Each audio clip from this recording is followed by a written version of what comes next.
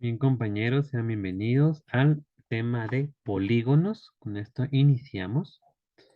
Vamos a hablar un poco del tema de polígonos. Nos dice la definición que es una figura geométrica plana que está limitada por tres o más rectas o lados y tiene tres o más ángulos y vértices.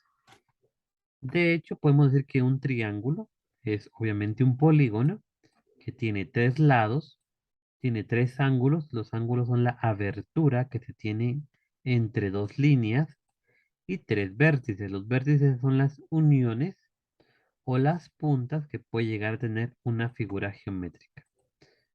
Dentro de esto podemos nosotros clasificar los polígonos según la cantidad de lados que tenga.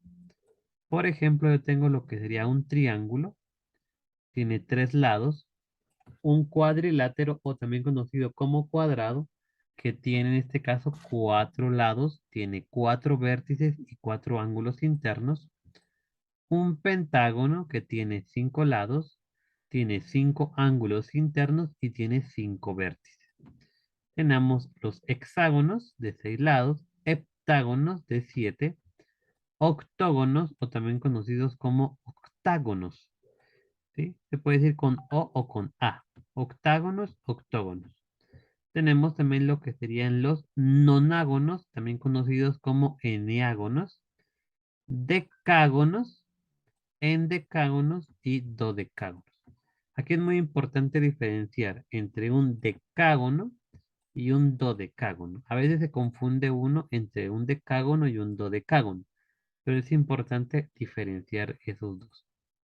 También podemos encontrar dentro de este proceso lo que llamamos polígonos irregulares. Veamos la diferencia entre estos polígonos. Estos se conocen como polígonos regulares. ¿Por qué razón? Porque cada uno de sus lados, por lo general, siempre tienen la misma medida. Un pentágono, por ejemplo, podemos decir que mide siempre lo mismo, 3, 3, 3, 3 y 3. Ahora bien, nosotros podemos tener polígonos irregulares y esos polígonos irregulares tienen diferente medida. Un triángulo puede tener diferentes medidas. Un cuadrilátero no necesariamente tiene que ser un cuadrado o un rectángulo, sino que probablemente puede ser una figura de cuatro lados y cada una de ellas puede medir diferente. Tenemos también lo que sería el pentágono. Pentágono, pues si se dan cuenta, no es un pentágono como lo conocemos en su forma como de simétrica, sino que tiene diferentes medidas.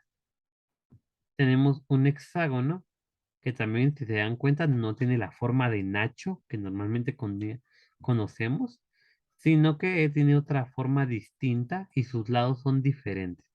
Sin embargo, esto también constituye una figura geométrica. Tiene seis lados, a eso le llamaríamos nosotros un hexágono. Heptágono de siete lados y un octágono de ocho lados.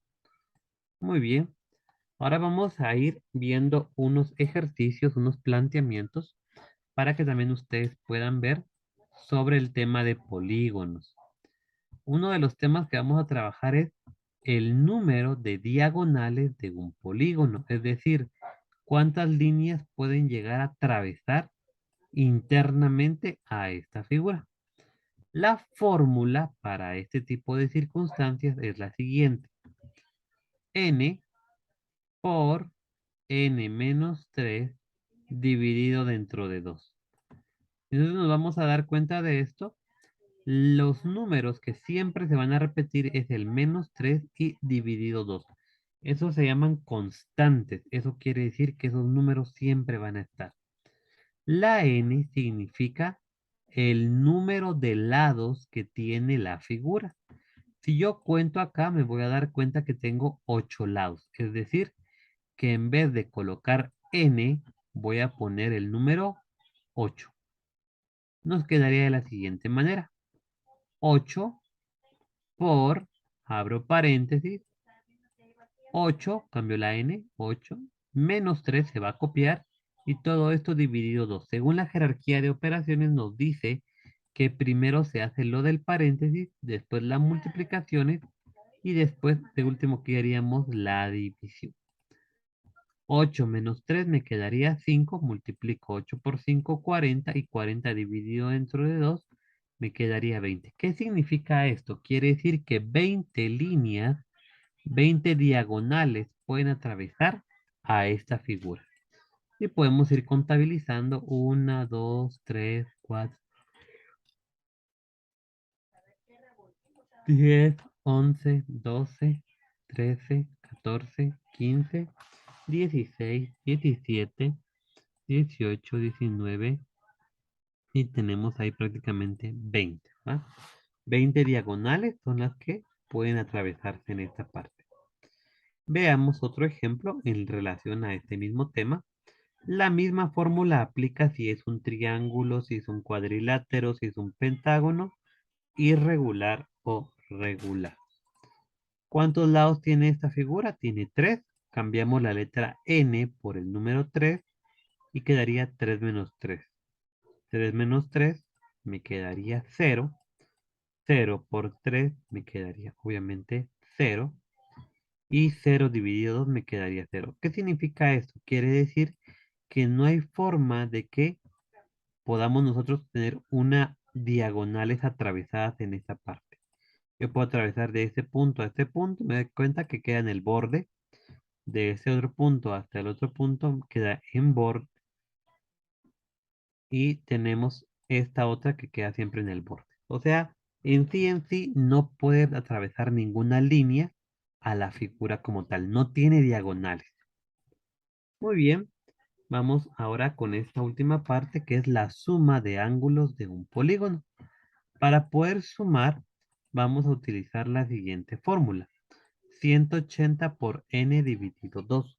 Perdón, menos 2. Es menos 2. La n es el número de lados que tiene la figura. En este caso tiene 8. Entonces voy a cambiar la n dentro de 8. 8 menos 2 me quedaría 6. 6 por 180, 1080. Vamos con esta otra figura. Si yo quiero saber cuánto suman los cuatro ángulos de un cuadrilátero, en este caso como este, ponemos 180, la misma fórmula, por n menos 2. El menos 2 es una constante y el 180 también es una constante. En este caso, tendríamos entonces la n, la cambio por 4, 4 por menos 2 me quedaría 2 y 2 por, nos quedaría en este caso 360. Quiere decir que los cuatro ángulos al momento de sumarse son 360 grados.